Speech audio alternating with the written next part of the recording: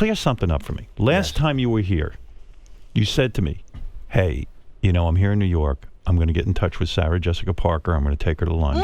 Yeah. Remember that? Yes. And you even very nicely called Matthew Broderick and said, look, man. Can I? If I'm being an asshole, you tell me. But I went out with Sarah for years. I just want to say hi. I want to go take her to lunch. And he gave you the green light to take her to lunch. Did you do it? Really, it wasn't required.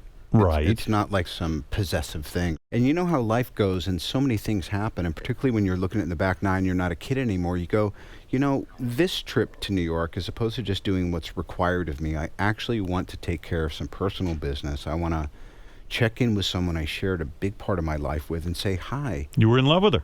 Absolutely. Did it happen? Did you make amends or something to her? Well, I mean, private stuff aside, we were able to spend some time together, and Nice. it was really cool. Where'd you go? I went over to her place, and then we went down the street. I actually drove by this place, like some tapas place on the corner with a friend of hers after.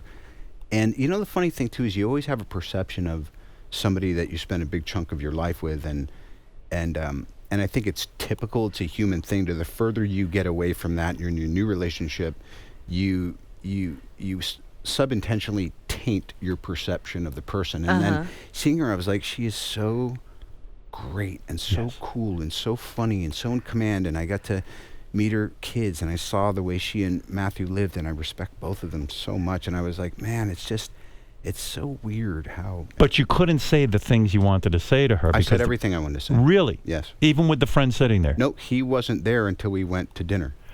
Oh, so you got everything off your chest. That's right. You said, hey, I know things got fucked up between us and blah, blah, blah, blah, blah. It's just making me happy to see you. How are you? One of those kind of things, right? Absolutely. Where you appear to be very self-realized and a different kind of guy. You know what? I'm not so good at that because I'm nowhere near as evolved as I think I am.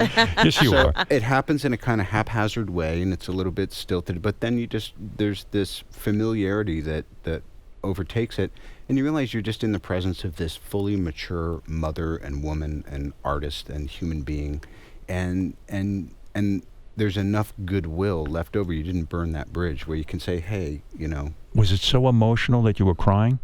No, sir. Oh, too bad. You have fresh eyes, and you're actually willing to go to a deeper level of acceptance and kind of just make peace with the way life is. Anytime I was in a relationship, I thought, you're going to bury me next to this woman. Right. And it's not that simple, and God has other plans.